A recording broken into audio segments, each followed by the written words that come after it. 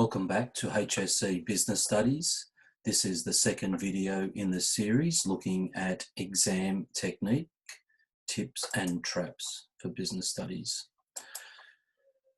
Video 1, which you may have had a look at, looks at exam structure, how to perform business in the business exam, study methods, revision, resources, etc. This video, video 2, will concentrate on exam technique and break down the different components of the exam, looking at paragraph writing and sample answers. So you can see in the multiple choice, we'll have to look at some techniques around preparing and typical type questions. We'll look at short answer samples and sample answers and how to tackle those questions. Look at the last couple of years' business studies reports and how to address those and break the question down. And the same with the extended response, looking at a table format of past questions and what they've asked on the different topics. Planning and reading time. So during the 5 minutes reading time in the exam, you're not allowed to write in that time, but the suggestion is that you start backwards by looking at section 3 and section 4 first. So the idea would be to go to section 3, have a look at the business report, read the report carefully, look at the questions they're asking you in the report. Then in section 4, look at the extended response questions, and there's 2 of them where you have to make a choice of one of those 2 and have a pretty good idea then and there of what question you will answer in the exam. If you have time remaining, you should then look through the short answer questions and then the multiple choice questions. So when the exam starts, that first 5 to 10 minutes, depending on how much time you want to spend, but you should be planning your responses to the report and to the case study question. You would be given an exam booklet and booklets to answer those questions in, and there's nothing wrong with using the first page or the inside page as a planning page. Identify it as a planning page. Put your ideas down that you're thinking of in that first 5 minutes of the exam. Once you've done that, you should then proceed to work through the paper from the multiple choice questions onwards. The idea is you've already seen the questions, seen the report, have an idea of what the question's on. So as you're doing the multiple choice and the short answer section of the paper, you're sort of mulling over the ideas that might come up to help you answer those questions, and you can just go to your planning page and jot those down and just keep proceeding with the exam. So the idea is that you're thinking about that in the back of your mind while you're doing the paper, and that might help you with some planning ideas. Let's have a look at some multiple choice questions and to how do we tackle this part of the exam. So typically, there's roughly 5 multiple choice questions from each topic. There's 4 topics, so obviously there's a selection of questions from each of the topics. Multiple choice questions typically look at key terms and concepts and testing of those.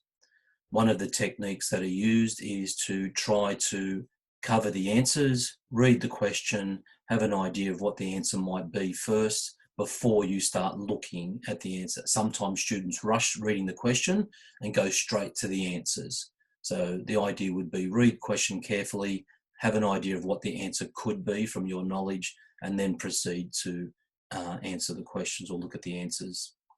Read all parts of the question carefully, read the stimulus carefully, and identify the key words in the question. And there may be some formulas in that are used.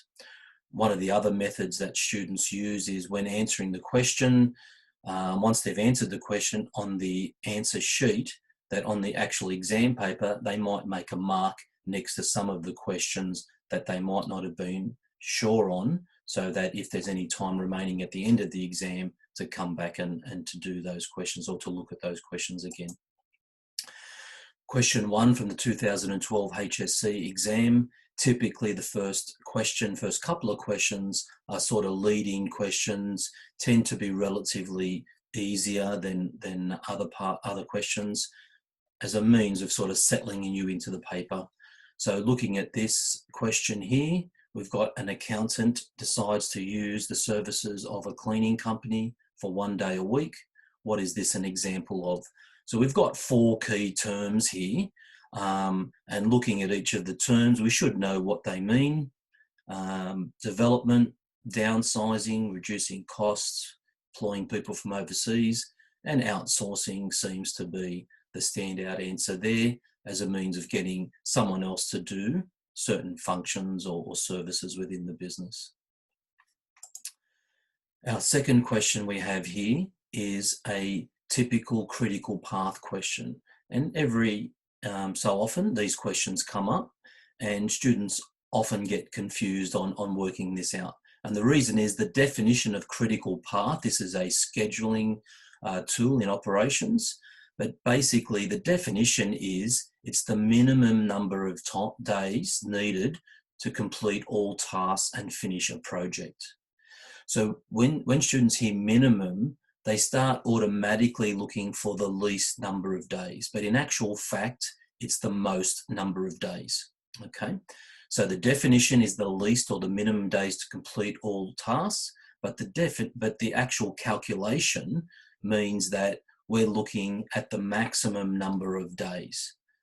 Okay, so if we look at this particular diagram here, task A would be done first, and we can either go towards the top of the diagram or the bottom of the diagram. Okay, so the idea is that we'd add up the number of days, and it's going to be the highest number of days, it's going to be that particular path.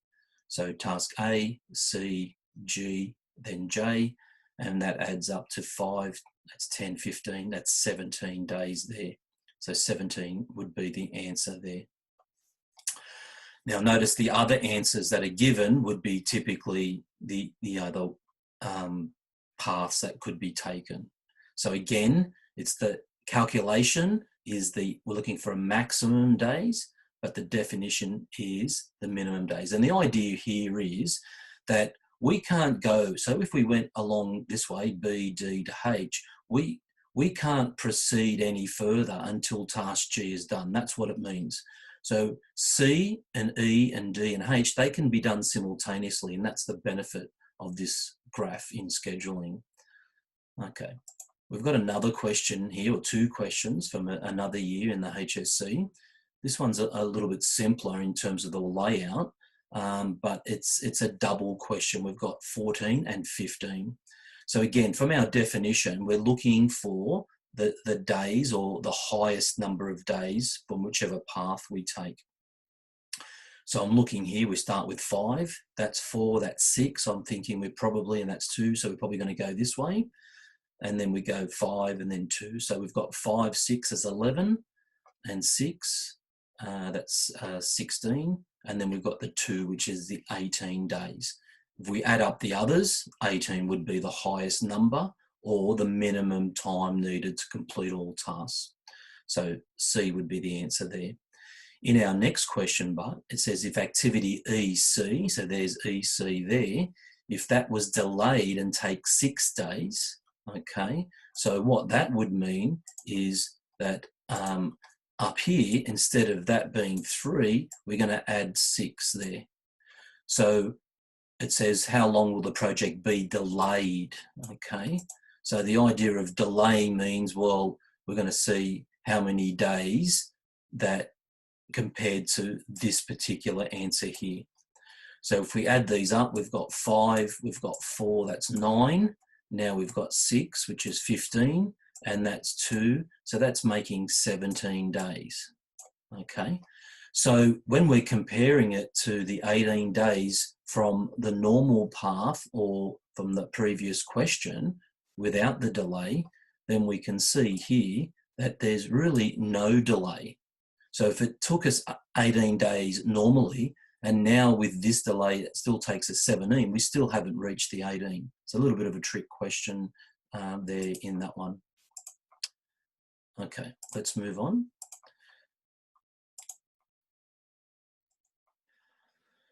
Okay, so sometimes the questions will be asking us for specific content or key words and terminology. Question 4 here, what does the expense ratio measure? So when you're looking at the expense, there's two ratios that cover the efficiency of the business. And I guess you should know that as soon as you hear the word expense, that's an efficiency ratio there.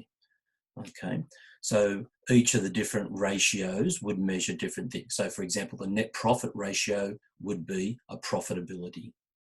The debt to equity ratio or solvency ratio would be measuring solvency. Let's have a look at question 10. Which of the following would improve the financial position of a business? So sometimes the questions here, they're asking us to compare two lots of answers, but just using a lower, higher term, like in this particular question. So if you want to improve the financial position of a business, would it be better to have a lower or higher current ratio? So the idea would be that a current ratio measures liquidity. 2 to 1 would be an ideal amount.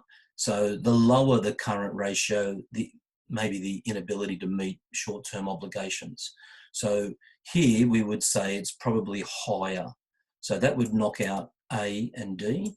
So this is the idea of getting rid of questions or answers that are wrong, so that we're restricting the leftover answers, so we're making a better educated guess, and the probability of getting it right would be a bit higher. So the idea here is it's a higher, sorry, we'd knock out C, my apologies there. So D and B would still be part of the answer. So the next part is, would we want a lower accounts receivable turnover ratio or a higher accounts receivable turnover ratio? So the account receivable turnover ratio is the ability to turn over your debt or have customers who buy on credit to pay those bills. So the idea is that that the lower the ratio, okay, in terms of the number of times a year that you collect it, the better it would be. So when you work out that ratio, it gives you an answer of 10, 12, 15 times, and that gets converted into days by dividing 365 into the answer. Okay, so in looking at that there, we would want a lower. So D is wrong, and then B would be our answer there.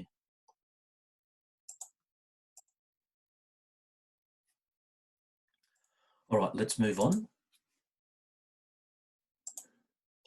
Next question, 2014 HSC. A business is planning to increase its market share by merging with a competitor.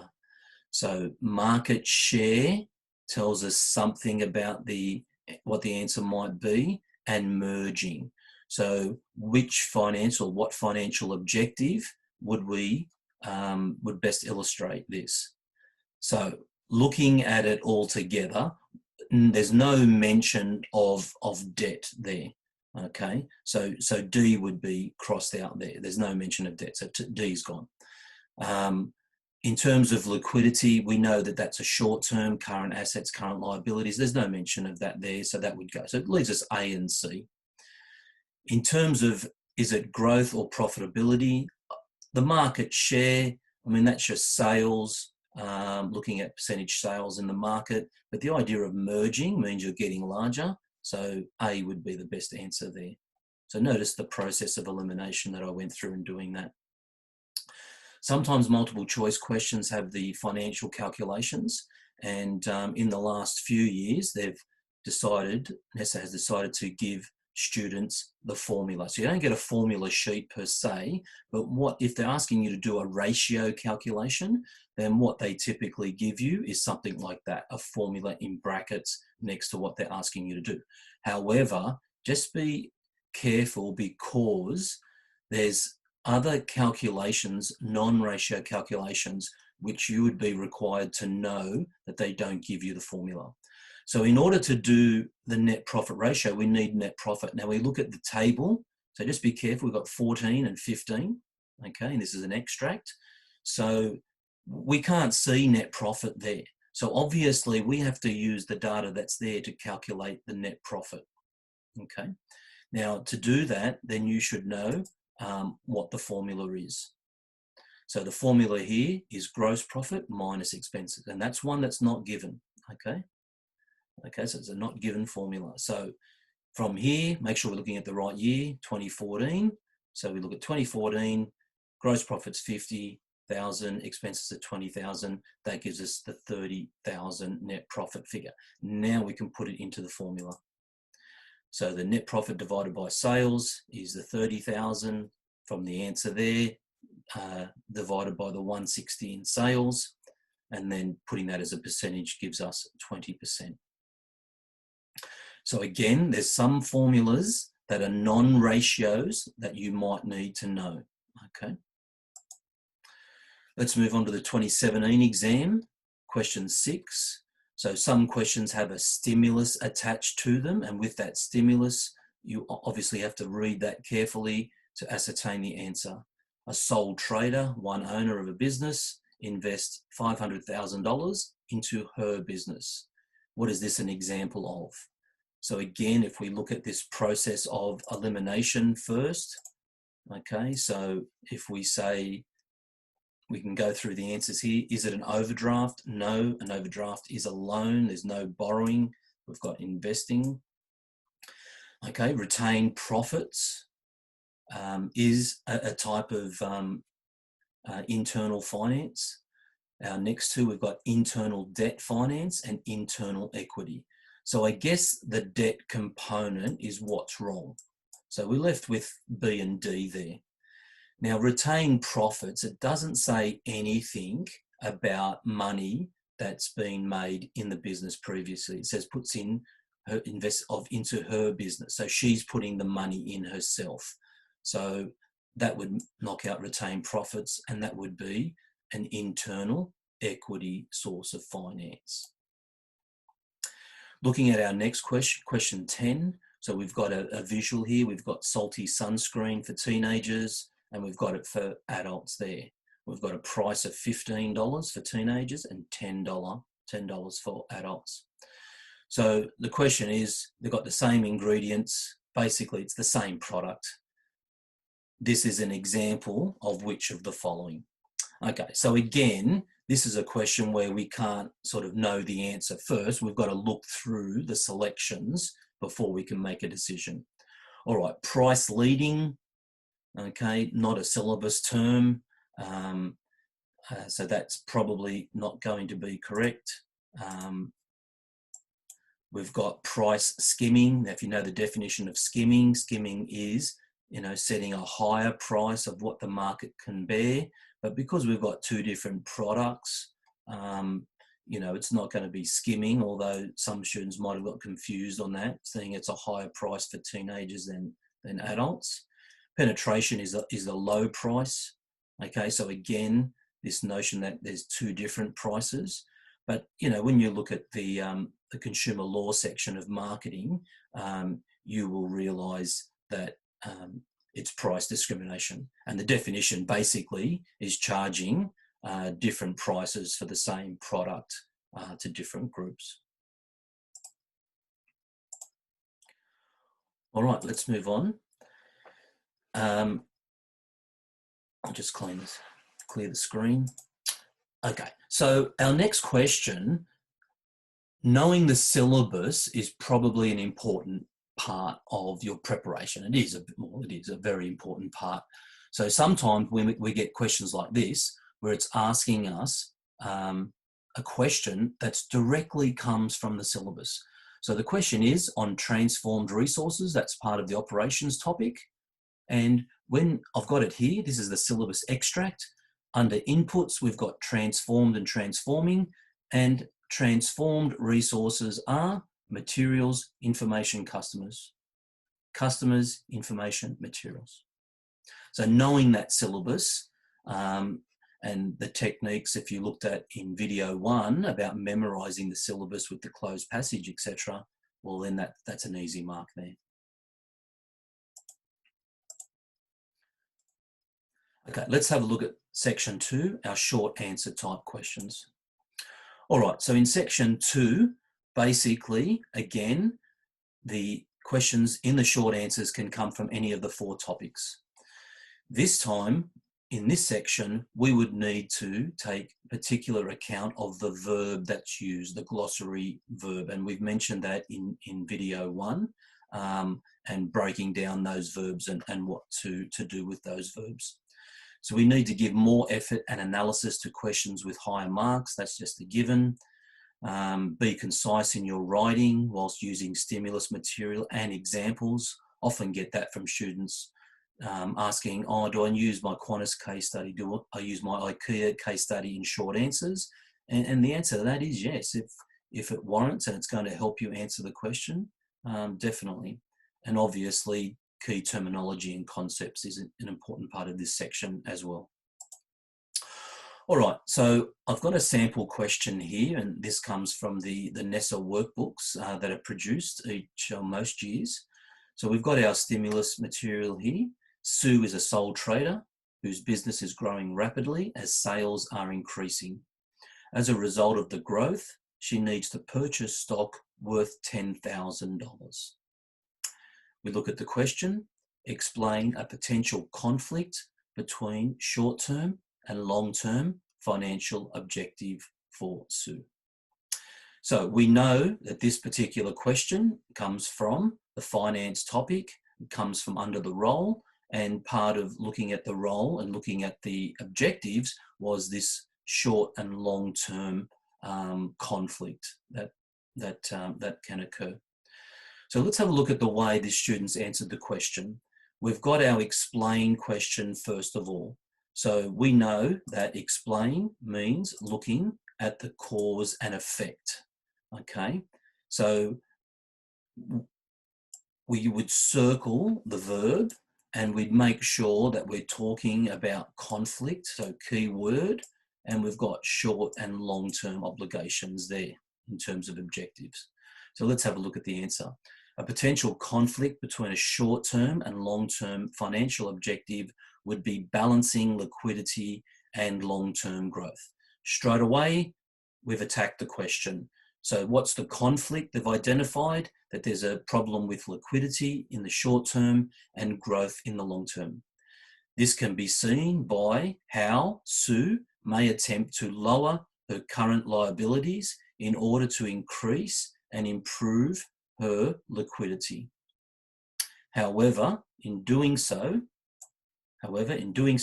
Sue limits her business. So here's the conflict, limits her business for potential investment opportunities, which may limit the business's ability to, and I'll just move that out of the way, to achieve long-term growth. 3-mark question. In terms of the answer, could we talk about the stock and the 10,000? Yes. Do we have to? Not in this way. The way this person has answered the question is that they've identified the short and long-term objectives and they've identified the conflict. So basically, by achieving one, we are foregoing the other, and that's been identified in the answer. And again, any of these questions I go through in the video, you're quite welcome to stop the video and have a look back at those at any stage. Pause the video to help you there. All right, our next question, and I apologise for, might be a little bit difficult to read. In this particular question, question 22, a business develops video games. It had 3 different games for sale last year. The table shows forecast and actual sales for each game. So we've got game A, B, C. We've got forecasted, so that's what we were hoping to achieve, and the actual results there. Now, notice the verb in the first question, why? Why is this information? So why means give us reasons that this is an important part of the marketing process. So if you know the marketing process, that's our SMEDI word that we looked at in the previous video, so knowing the content, then this information, it's financial information, which is in the last section of the marketing plan, would help us to make future decisions. So this information is important because it allows the business to monitor its performance, comparing the forecasted values with actual performance. This allows the business to control taking corrective action by revising its marketing strategies. Pretty good answer, very good answer, in fact, because it picks up on this table here is about comparing planned results or forecasted results with actual performance. That is mentioned in the syllabus under the marketing plan or marketing processes. And all they've done is saying why. And the why is it allows us to take corrective action and revise the marketing strategy. Let's look at the second part of the question. With reference to the information, recommend a strategy for promoting Game B. So our verb here is recommend. So again, why recommend? Pretty similar. Give reasons for using this particular strategy. Okay, so when we look at this particular question, and I'll just move this out of the way. All right, so the strategy we need to identify. Now, one of the tips in the short answer questions is just don't sort of waffle around the question. Get straight in and answer the question. So straight away, advertisements, underline. There we go. There's our strategy. Okay. Notice how they've answered this. Advertisements are paid non-personal messages promoted through a medium and are very effective in promoting Game B. So not only have we got the strategy, we've incorporated a definition of the strategy, and we've also given a recommended or saying why it's effective for Game B. Really good start to the answer. This is because it increases awareness. So now we're giving reasons why we're recommending it. This is because it increases awareness about the product, providing information about its features and advantages. This would allow the business to differentiate Game B and thus stimulate demand. All right, so again, if we're looking at Game B and we look up the top here, that we can see that the forecasted results and the actual results, there's something gone wrong there, okay, as opposed to Game A and B. So the business, therefore, could advertise through social media, so that's an advertisement, game magazines. This would allow the business to reach its forecasted amount of 200,000. So with reference to the information, we've used the 200,000, so we've used the data, and we've also addressed the verb of recommend, and we've given a strategy and we've given some reasons around that. Okay.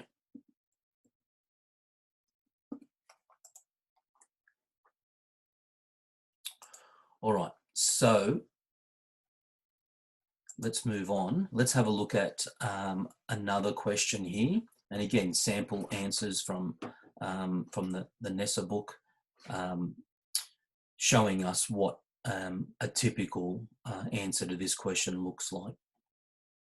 So we've got Heather owns a financial planning business with offices in 4 countries, including Australia. Heather outsources the cleaning of her Sydney office. Explain one advantage of this strategy. So again, our stimulus, financial planning in 4 countries, that tells us it's global, including Australia, and she's outsourcing the cleaning of her office. Explain one advantage of this strategy. So we're looking at the strategy of outsourcing, okay? Again, major part in topic 1, operations, outsourcing.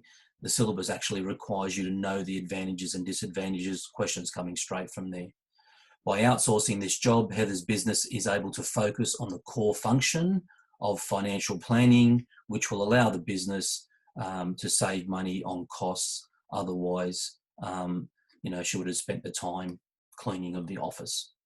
So what's one advantage of outsourcing is that it allows the owners to focus on other core business functions. 2 marks there. Next part of the question, she also outsources her financial record keeping. Explain 2 disadvantages. So here's an advantage of outsourcing, and here we need 2 disadvantages of outsourcing the record keeping. Now, again, you should be thinking, what have I learnt from outsourcing disadvantages in general to apply to this particular question? It says, by outsourcing her financial record keeping, Heather runs the risk of being unable to personally monitor the practices of recording the data. This may be disadvantageous as the business can have their financial reports being overestimated in value, which may be an unethical practice. So pretty good reason there. Also, Heather may also run the risk of having her information leaked to competitors, thus losing confidentiality and a competitive advantage. So pretty good. They've crafted out of the one sort of misuse of the information because you're removed yourself from doing that particular task, and it's given those two advantages and the cause and effect of it. So the effect of it meaning that it's unethical, the effect of it losing your competitive advantage. Next question. How might a business benefit when an operations manager acts in an ethically and socially responsible manner? So support your answer with relevant examples. So this time the verb in the question is how. Okay, so how might it benefit? So we're giving reasons. Now this socially and ethically, this concept of CSR is a pretty important concept in topic 1 that you should know well. So let's have a look at the answer. A business might benefit from this because it creates a positive perception of the branding of the business. So just straight into it, there's the answer. The benefit is a positive perception. The business's positioning of its products will be seen in a positive light, and this will lead to consumers' word of mouth advertising. So again, positive perception, they're built on that positive light, this whole word of mouth advertising. Increase awareness of the business's product and its positive image and branding can potentially increase sales and hence profitability. Very, very well worded answer, direct, giving lots of reasons of how it benefits. And then we've got an example there of Qantas and its donations to charity each financial year.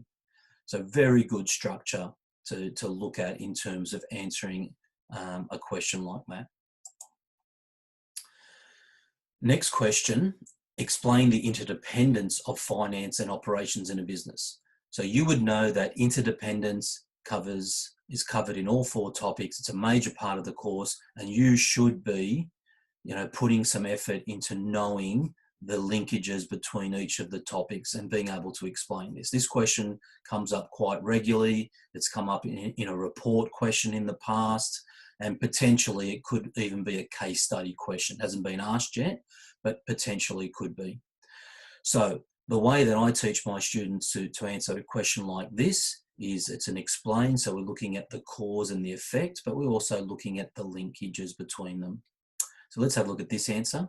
It says finance allocate the budget for operations processes to ensure they have adequate funding for inputs, transformation processes to make the output. So what can we learn from this answer here is we don't just say, well, finance gives money to operations to make the product. That's the simple answer. What we've done is we've sophisticated the answer by putting there allocating a budget. So instead of saying money, we've got budget. And instead of saying to make the product, which is the output at the end, we've actually, mentioned aspects of operations processes and inputs, etc., to make the product. So much better. Finance, for example, will give operations funds to purchase inputs and pay for equipment or labour needed to produce outputs. Operations uses these funds to determine the quality capable with the available funds. Example, high funds means high quality valued products. Operations, implementation of quality and cost controls will create more funds through sales that finance uses to allocate new or change existing budgets. Now, the reason why I like this answer is, one, it's specific. So we've got specific parts of operations and marketing, operations and finance in terms of the budget and the processes. But I like how it comes back. So not only have we said that finance gives money to operations to make the product. If operations make a quality product and use these cost controls, they will generate more funds for the business. So that's money coming back to finance to use in other areas of the business. Very good answer. Next, we've got in our short answers, potential calculations. Now, looking at this question from this particular HSC year, and that is, we don't actually have a question asking to calculate, but we've got a question asking to discuss the gearing of Andrew's discount tyres. And it's 5 marks. So in order to answer this particular question in terms of the gearing, well, we would need to be able to calculate the gearing. So the question's asking us to look at the advantages and or disadvantages of gearing. So one, we've actually got to work out the gearing. Now we look in here, we've got industry average gearing ratio. So we've got our formula at 80%, okay? And we've got an extract here and it looks like a balance sheet with our assets and liabilities, okay?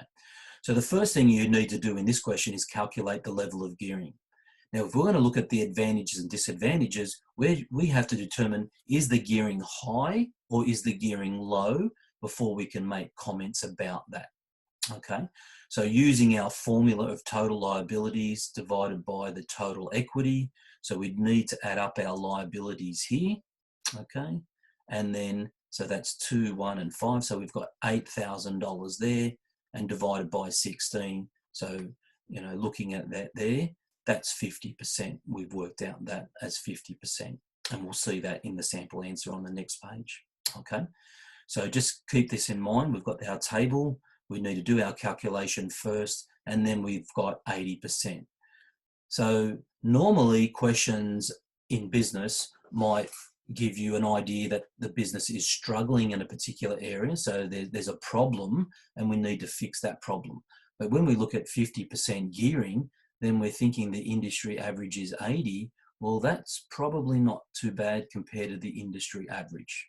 So let's have a look. Here's a sample answer for the question. Okay, so first of all, we've got a definition. So we can see down here in orange that how we've broken the question down. Okay, so we've got a definition. We have to use the data, the stimulus. We've got to talk about the advantages and disadvantages, and that's addressing the verb. So we did a bit of work about what you write, the content. So that's around gearing and solvency and how you write it in the verb. So let's look at the question, the answer here. So we've defined gearing as the relationship between debt and equity. The gearing of Andrew's discount ties is 50%. So that's what we calculated previously. So we've got that. This can be compared to the industry average of 80%. Short, sharp, clear answers in terms of sentences here. Andrew's discount tyres gearing of 50% indicates that the business is in a sound and safe financial position. So there's an advantage there, okay? So it's in a sound, safe position, and the advantages of this is that it would be low risk and hence would have low debt repayments. So there's the advantages of identifying that the gearing is low, okay? This would lead to a lower risk of business failure. So we've got another reason or another advantage there. Then in this particular answer, the student has then said a disadvantage of low gearing could be that the business may be missing out on using more debt than equity, which would or could lead to greater potential for profit. So do you need to do both advantages and disadvantages? No, but it shows it as a better answer, doesn't it? Because pretty cluey concept here that low levels of gearing, although safe and less risk, it could mean that the business should be or could potentially make more profit by borrowing more money and investing that in the business. So another good answer there. And again, any of these answers, you can go back at any time and look at those. All right, let's have a look at our next question. Okay, so sorry about that, just jumped ahead in our clicks. All right, so our next question here is to justify the method of payment that would be most effective in reducing the business's financial risk. So I try to select different questions with different verbs just to show you how to tackle those questions. So this is a justify. So justify the method of payment. So when we're breaking down this particular question here, what we need to do obviously is to address the verb, which is to justify, but the content, the learn about is the method of payment that's most effective in reducing financial risk. And that's 5 marks. So students in this particular year perform pretty poorly in this question because it's on looking at methods of payments, you know, the last section of financial strategies, which students find the most difficult part of the entire course. So let's have a look at it. The method of payment with the lowest risk for the importer is clean payment. So we're just answering the question straight away. Lowest risk, clean payment. With this method, the goods will be shipped and received before the importer pays for them, which reduces risk. So there we go. Definition means that the goods will be shipped and received before the importer pays for them, which reduces the risk. Okay. The risk to the importer is minimized as it allows them to inspect the goods for quality and quantity prior to payment. While this method requires the exporter to trust the importer, it is an effective method to reduce the business's risk. So we could have a number of different answers to this question, but the way that this has been answered, there's justification. And the justification is around here about there's obviously less risk and being able to inspect the quality and the quantity of the goods before the payment is released. This next question here, the reason why I've taken this out is just to show you some of the marking criteria that teachers use when they're marking your HSC exam. So again, we've got a stimulus material here that we need to read carefully, and then the question follows.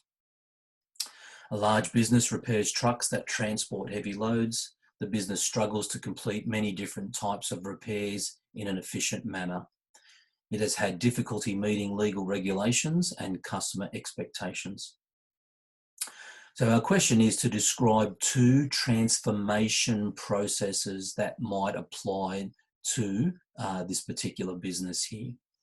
Now it's a lower order verb in describe, and we look down to our criteria, provides characteristics and features of 2 transformation processes. So all we need is features and characteristics there. So critical path analysis is a sequencing and scheduling tool that the business could use. So transformation process, operations syllabus, this person has identified this aspect of it. For instance, the repairs could be analysed so that it was known which parts of the processes could be completed at the same time. So there's an advantage, if you like, or a feature, thus reducing the overall repair time. So there's our 1 transformation process. What features? It's a sequencing and scheduling tool, and a little bit of feature is that we can perform tasks simultaneously. Our second one, process layout, is placing the processes in a logical order of repair. So there we go, definition. This would help speed up the process by setting out equipment and materials in the most efficient way, therefore reducing costs.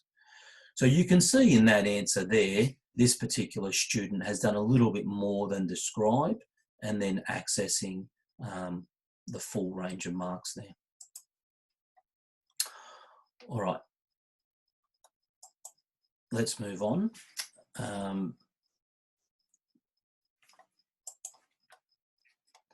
All right, so we move on to the business report now. This is section 3.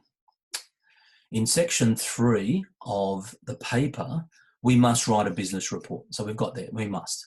Now, again, students in the past, what's a business report? How do I write a business report, etc.? And these are some, an important area that at school your teacher should be going in and you should be practicing this. The business report has a stimulus, typically has problems or experiencing problems, and then obviously the clues regarding the cause of the problem and solutions would be identified in the stimulus. Use the question to make the headings used in the report, and we'll have a bit of a look at that. So that's pretty important. Now, do you have to follow a specific format? No, you don't. I know out there, sometimes it might be conveyed that we have to have certain headings, and in those headings we have to do certain things. No, the only thing you need to do is to have headings and subheadings, etc. But you need to address the question and make it look like it's a report. In the last few years of HSC marking, again, it hasn't been a major issue, but still some students are failing to write in a business report format, and that really is limiting their marks in accessing the B and the A range. All right, so what should a typical report style look at? I always say to students, the first heading you should put is executive summary. As soon as you put the word executive summary, this is an indication you understand what a report is. It's usually the first heading, and we're away with our report style writing. Okay, you can see here we constantly use the business name, whatever's given. So in the past, they tend to select businesses that that HSC students would have a bit of an idea around. So we've had pizza, we've had juice, we've had mobile phone companies, etc. And you just need to keep using the business name. Again, it's a little trick as to show that you referring to the stimulus. Okay. This report outlines and evaluates. So in our executive summary, we're basically looking at what some of the issues that are accounted, identifying the business, and then we're using the question. So the question to have sentences around the question. So one sentence for each part of the question to identify, how you're going to answer that question. Then we come to the main part of our answer, and we've got headings. Okay, so we must use headings. So for example, in this particular question here, outline the role of financial management. We would make that question into a heading. So our heading would simply be the role of financial management. Now, there's no real right or wrong headings here. The only thing is that it needs to basically align with the question. In terms of report and subheadings, we could then go A, financial objectives, and then 1, and look at solvency as an objective. So we've got the main heading, the role of financial management, we've got objectives, and then we've got examples. So this sort of layering in report format is, it's just a good way to set out your report. Now, can we have something at the end? Yes, we have a summary, conclusion, whatever you want to call it, recommendation sometimes students write. And again, it's just to tie up your answer. So remember, every piece of writing that in terms of extended response writing, even reports, etc., it has a beginning, has an introduction, it has middle or a body, and it has some sort of conclusion. Okay, so hopefully that's helpful there. So now what we're going to do is we're going to go through, look at a couple of years HSC questions. I'm not going to spend a lot of time, but just to give you some tips, etc. So this was last year's HSC question 25. So we've got a business, Rue's Outback Eatery, Pty Ltd, so it's a private company, is opening an additional restaurant in New South Wales. They plan to position the restaurant as an exclusive restaurant specialising in modern Australian food with quality customer service. The owner requires assistance with the following. So we've got there something about the business and what their sort of aim or plan is, and then we've got some dot points around acquisition and development of staff, raising some additional funds for the day-to-day running of the business, and the monitoring of working capital. So this is going to give us an idea as to what types of answers we're going to use and the questions that come from there. Now, the interesting thing about this question in 2019 was there's only 2 bullet point questions. In previous years, there's 3. Now, what you must know in the report is that this question here will cover 2 topics only. So the first thing I'm saying to you is to read the question. So this first question asking us to discuss the methods of acquisition and development of staff. This is the HR topic, okay? So this is a HR question, and the second question is a finance question. So what that tells us is that in the next section of the paper, HR and finance will not be tested. It will be marketing and operations. Okay, so that's you got to know that, so you can anticipate which topics are being tested. So the 2 bullet points sort of restricted students in how much they can write. And again, the HSC exam questions seem to be getting students to write less or to limit what they can write. So you really do need to show your understanding in a bit more detail. So instead of saying recommend strategies, and you could do 2, 3, 4, etc., where the NESA is limiting that so that they're trying to get a better quality answer. All right, so discuss means advantages and disadvantages. So what it would be, so we'd need to talk about acquisition and development, what they entail, and what are the advantages and disadvantages of that, whilst trying to incorporate the stimulus material.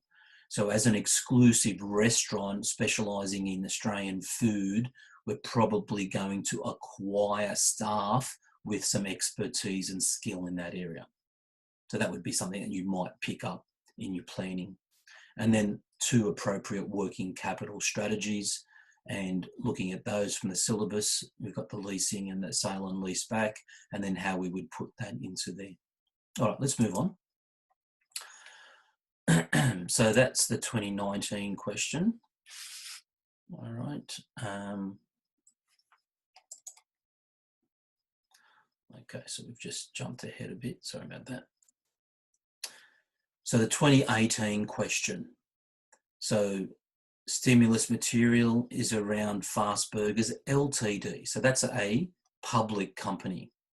And again, we've got some pretty detailed information about the business and some of the issues surrounding that business. So I've just identified here, use the stimulus, highlight, underline aspects of it, use the questions as headings for your report. So what would be our headings in our report after our executive summary would be to describe the role of operations management. So that could just simply be the role of operations management. The second one, demonstrate why CSR should remain a key concern. Okay, so a bit of a longer question, but we could just simply have corporate social responsibility, something along those lines. And then we've got recommend 3 HR strategies. So that could just simply be human resource strategies. Okay, they could maintain its record as an excellent employer. Now you can see down the bottom there in the orange is the last part of the question. Recommend means give reasons, and if, for example, we were to use rewards, then the reasons around that would be to motivate staff that drive for success in the business, and then that leads to greater output, efficiency, etc. So one of the things I'm big on for answers is we're building those linkages and we're building those implications, if you like. So we're recommending rewards because it motivates and drives staff to success. Great. But then what happens then? So this is the in-depth look at the answer. So you're recommending because it does this success, and that success leads to output, greater output, efficiency, less cost, more profit. So that would be, the detail in your answer there. All right, 2017 exam.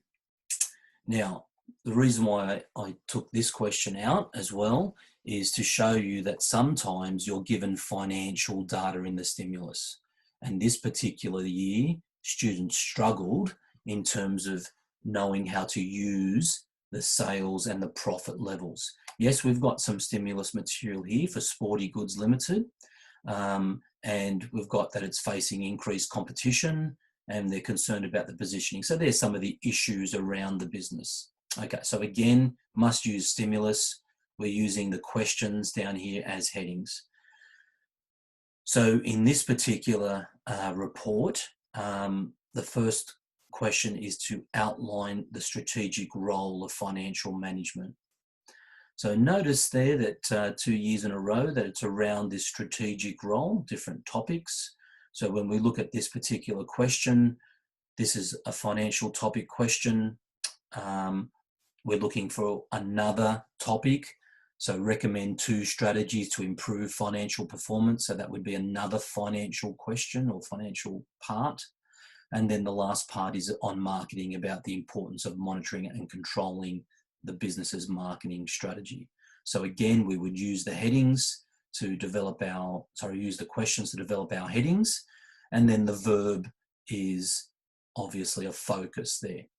So when we're outlining one strategic role in the syllabus, strategic role, we've got interdependence, we've got the objectives, and we've got, the strategic role itself, that long-term financial planning and using the resources of the business. Okay, so this would indicate to us that that's probably a smaller treatment than the other 2 sections because of the verb.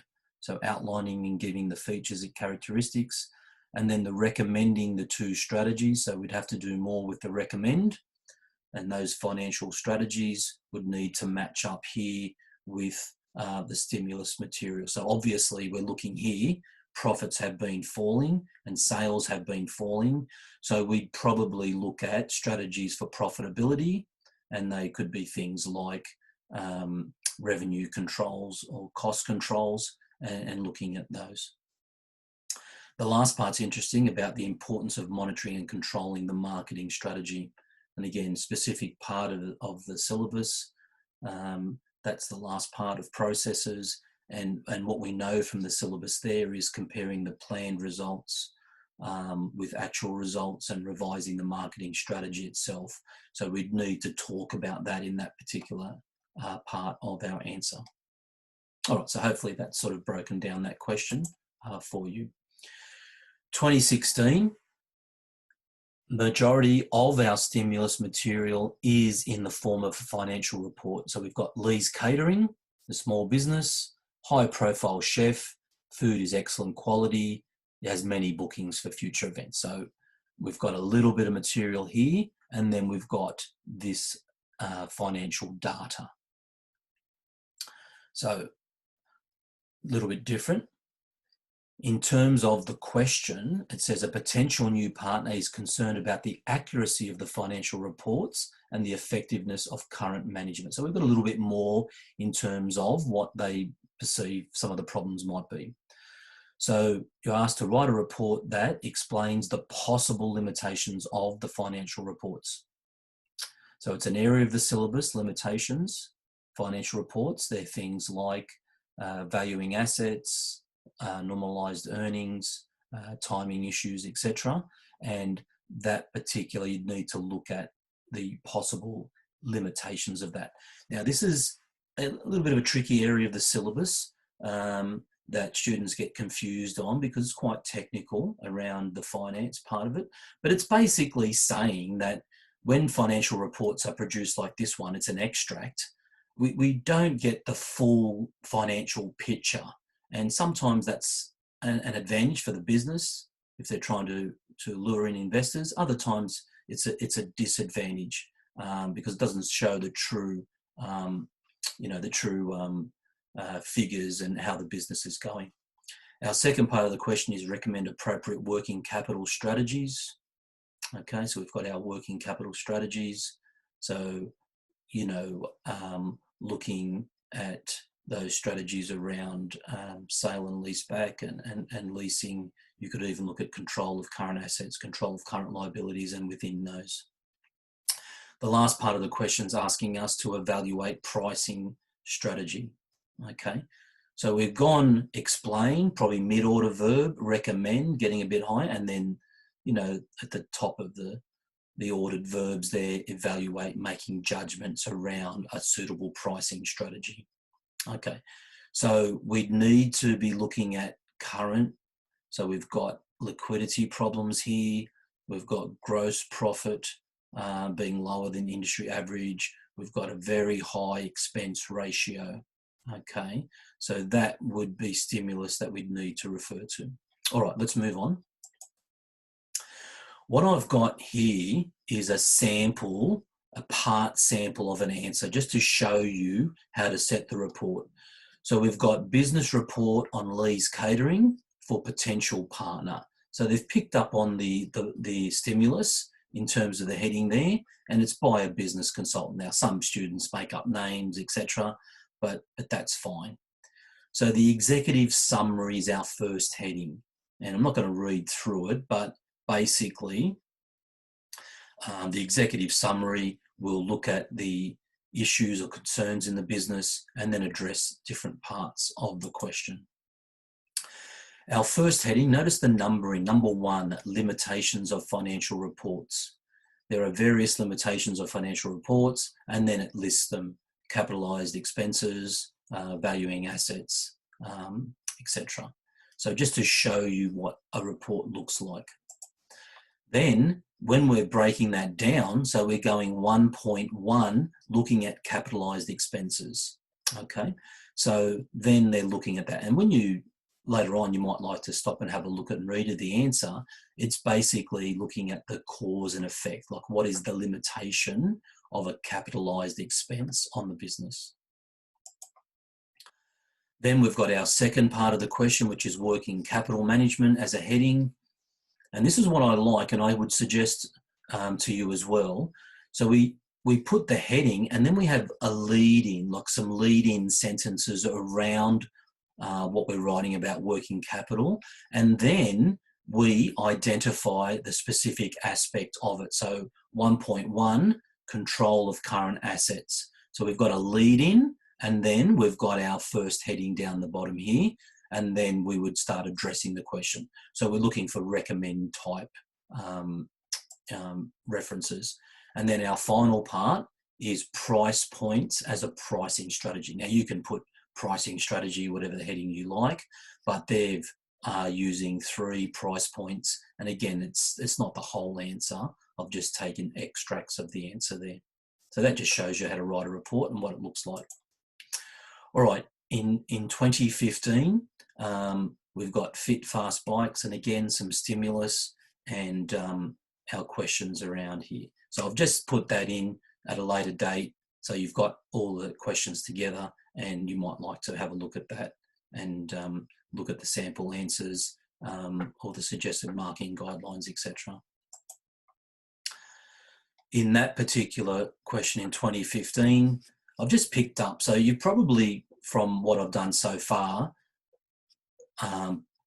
identified that it has to be report format. We've got to look at each part of the question. We've got to use the terminology. We have to address the verb. It's got to be cohesive, logical, well-written. Okay.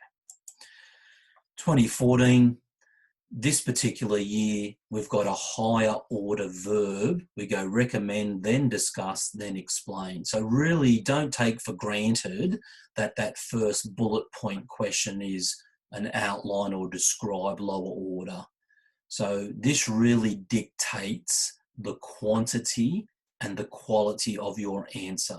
So just be very aware of that. That's going to direct you to how much you write. Now, remember, overall, we're writing about 800 words. So, if we divide it evenly, which we usually don't, but if you divide it evenly, it's around 300 words each section. But higher order verbs need more treatment. And again, you can look at that question later. One of the things that NESA produces is it gives overall advice on how students answer the question. And this is on the NESA site underneath the exam paper for each year. So in this particular question, candidates showed strength in using the stimulus, explaining an appropriate financial option. Okay, so appropriate meaning it's relevant to the stimulus, comparing a variety of issues associated with both outsourcing and the factory expansion and the relationship. So there's some really strong analysis in there, and it has the report features. Okay, so this is a general feedback.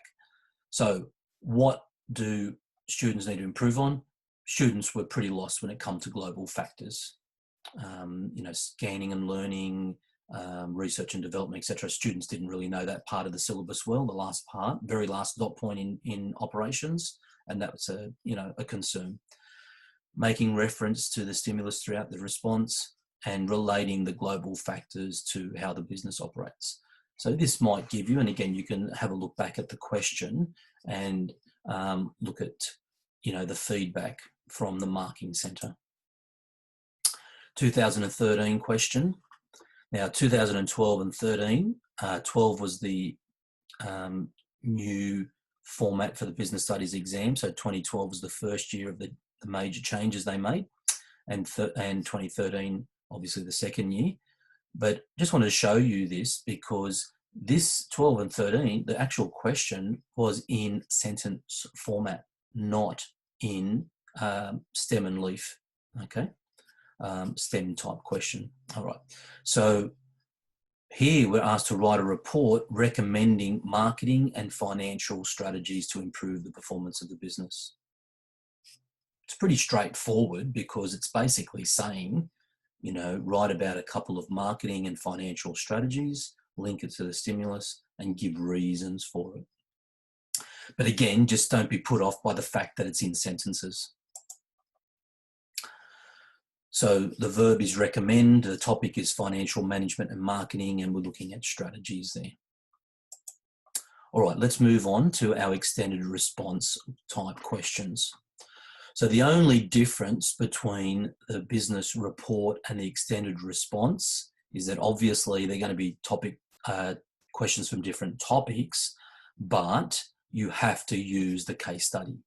So in section 3, if you don't write in report format, you're obviously going to be restricted in accessing the full range of marks. It's the same with the case study or extended response. No mention, hint of a case study, you're really going to restrict being able to access more than a C range response. Okay, so just make sure that you're using case study. We need to then, if you're looking for high marks, you're going to have to integrate. So it's not just at the end of a sentence, oh yeah, example, Apple does this. That's not really, it mentions a case study, but it's not really an integration of the case study. The case study, you should refer to all the aspects of the syllabus in your preparation. Don't just use general company information. So don't just write about Qantas and when it was founded and etc. We're not really worried about that. We're worried about what aspect of Qantas do you know that's going to help you answer the question. And remember, in this section, 2 topics, so 1 question on each topic, and they will be different to what's in the report. So just really must highlight that you have to use case study and studies. The next part I'll address is students often say, do I use one detailed case study throughout or do I use multiple case studies? And the answer to that is you can do either. However, in recent years, students have been using multiple studies and changing the case studies in the answer, and it seems to give them a greater depth of understanding. So it's not like you're going to get marked down for only using 1 or 2 or 3, but definitely consider using multiple case studies. Okay. We haven't done much work on the rubric. Now, the rubric is those sentences with bullet points above where the question lies. And we'll have a look at that a little bit later, but these are what you're going to be assessed on. So knowledge relevant to case study. So terminology, concepts, case study, logical, well-structured, answer the question. So if you've been, doing the work and doing the past papers, etc., and you understand the syllabus and you're really studying hard, you should be able to use the terminology, using the case study, and really getting that logical, structured response. Okay. This is the 2019 questions, and question 26 and 27. So obviously you answer one or the other. And we mentioned about in the planning time where you should look at the questions, review the questions and say, I think I'm going to go with 26 and start planning that sort of answer in your head. They're both analyse questions, so pretty high order verb, drawing out and relating the implications of or the relationship between market segmentation and the marketing strategies. Okay, so this question is asking you to talk about segmentation and then what's the relationship with the marketing strategies there. Okay, so if you look at an example like McDonald's and its Happy Meal, they're segmenting the market, so they're targeting that younger children audience with the toy and with the actual meal. And then in the market, the relationship is then McDonald's can target through its promotion to match up with that target market or that segmented part of the market. Okay. The second question, very similar, except we've got performance objectives and the operation strategies. Okay, so I marked this question last year in the HSC, and again, it's the better students that actually, look down here, better responses that clearly showed the relationship between the 2 points. Now, I know this is on 26 and I'm looking at 27, but again, it's the same feedback. Like, are you able to say what performance objectives are? Okay, so that's your KPIs and your cost and the speed, etc. And then how does your operation strategies, your outsourcing, quality management, etc., how does that relate to those strategies? So it's the relationship. So by doing this or achieving this, all right, you can put in place strategies to help you achieve those objectives. Okay. What else do we notice? Integrate the case study throughout. And this is it. This is, I guess, the major part. Draw out an implication. Okay. So it's not only just making the link between the two, but it's going that extra part and really going in depth and drawing out that relationship through good examples and case study, etc. Okay. So what did students need to improve on? And it's the reverse, isn't it? Drawing out the relationship, using the terminology and having a clear understanding. So, you know, students who did not know what segmentation was and able to define it, well, you're really struggling to get any decent marks in this question. If you're a student that just maybe knew what segmentation is and give an example, talked about a couple of strategies, okay, you're probably in that C range, that 9 to 12 range. If you've made no connection, you're not going to get more than 13, okay? So the connection puts you into the 14, 15, 16 range, that B range, and then obviously that drawing out significant implication and case study will put you into that A range. 2018 question. Explain the influence of global markets on financial management of businesses. Or question 27, explain the influence of globalization on the interaction of price and quality. So here, what we have is a finance question. Now, some students got confused when they see global markets, global marketing, they start thinking marketing. It's a finance part. So this part of the syllabus that you had to write on was around the availability of funds and the global economic outlook and interest rates. If you didn't know it, you're really going to struggle in getting good marks at all in this question, okay? So students tend to get turned off by finance, not sure why. So they go to this question, it's a marketing question, but it's globalization on a specific aspect of marketing, which is price and quality. So speaking to students that did this question, they found it really difficult to get a detailed answer around that one concept, okay? And this one, again, there's 3 syllabus points you can write about to draw out an answer. So, you know, in the scheme of things, quite difficult questions there for your average business studies student. Our better responses down here, again, integrates the case study, demonstrates an understanding of the global influences, so this is 26, and being able to look at the impact on the financial management, okay? Look at the criteria. Makes evident, clearly evident, the relationship between. So again, that connection, that link, and it's an explain question this year. So it's a lower mid-order verb, that cause and effect, how and the why, but you still have to make a link. Case study, and this sustained logical terminology, etc. So really, the only criteria that tends to change from year to year is the connection of the content.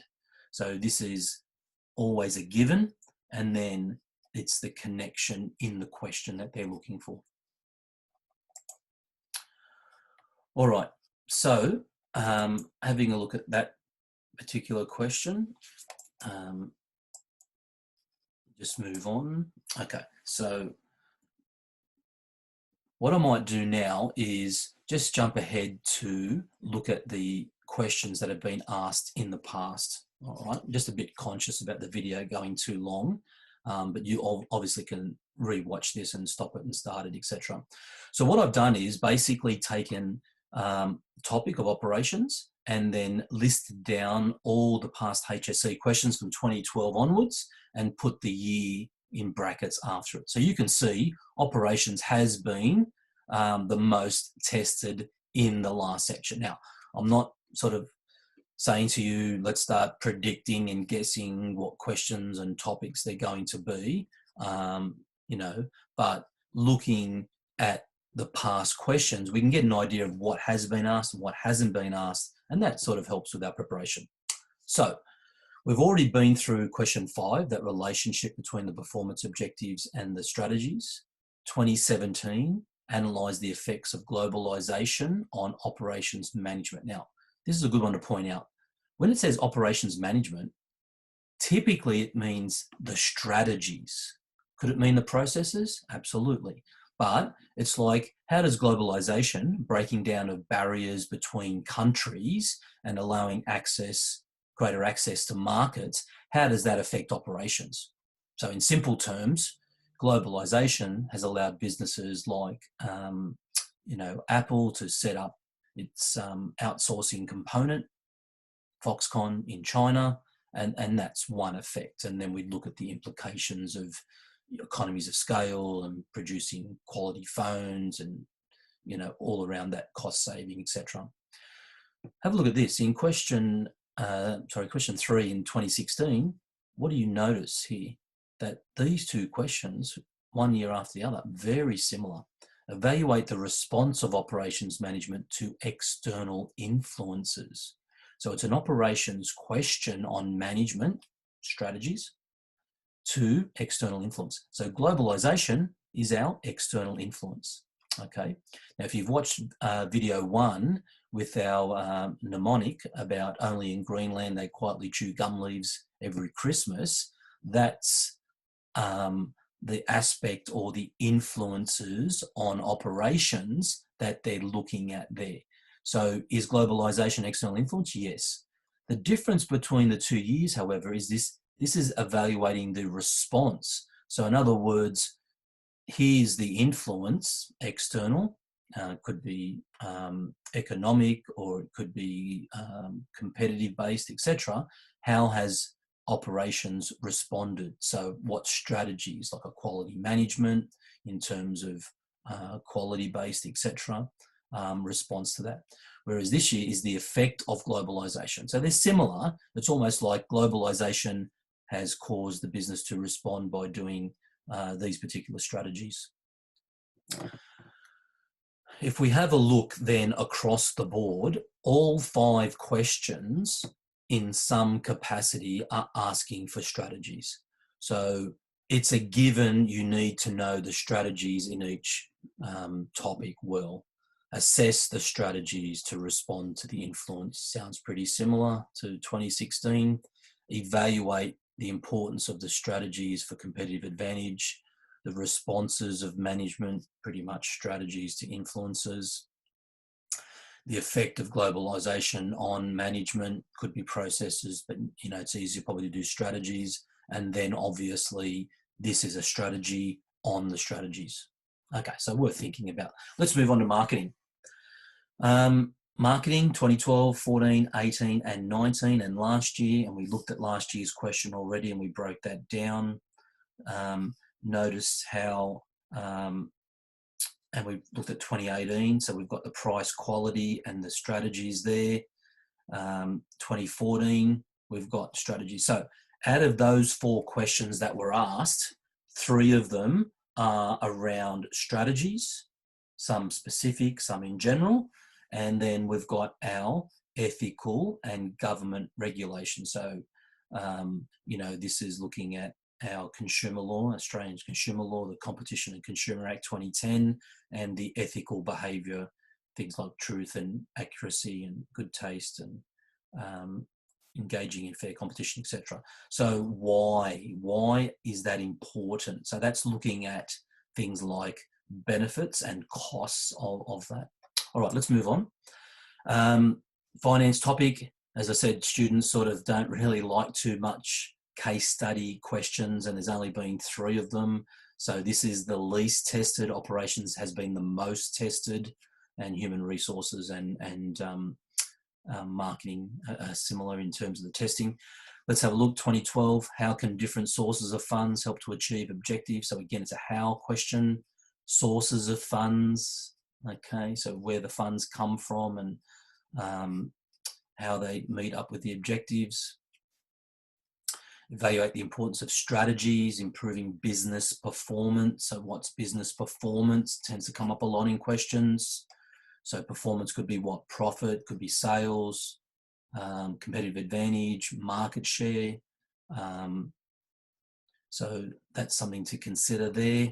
And then explain the influences of global markets on financial management. So again, we looked at that question and we talked about that interest rates, etc., and how that impacts upon the strategies of the business, the financial strategies. Okay, so looking at that, we would probably could, and again, we're not into guessing here, but it's 2012, 15 and 18 has been under tested in the case study. Okay, there's no guarantee that that'll come up this year. All right, and our HR topic, and we look through 13, 14, 16, 17 was the last time. What do we notice about the questions in general? Strategies, responding to the influences, sounds familiar, doesn't it? Causes of disputes and the strategies to resolve them.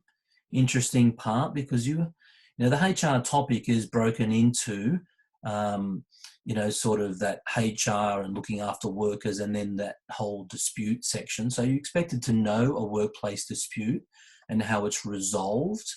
And resolving doesn't need to just be the steps like the negotiation, etc. We can obviously use things like rewards, monetary and non-monetary rewards to resolve disputes. In 2016, the response of management. So again, what's human management? Again, probably strategy. So how has HR management responded to these issues? So that's things like, putting in place the processes there around those influences legally in terms of workers' comp and abiding by legislation and the ethical issues there. And then in 2017, again, this response of HR to these specific influences. So again, it's almost like they've doubled down here where they've got 2 very similar questions. Again, the response, evaluate, analyse, pretty high order.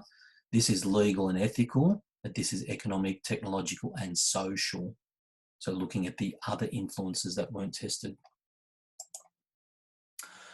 All right, and I've just left those questions in them. We've already sort of had a bit of a look at those.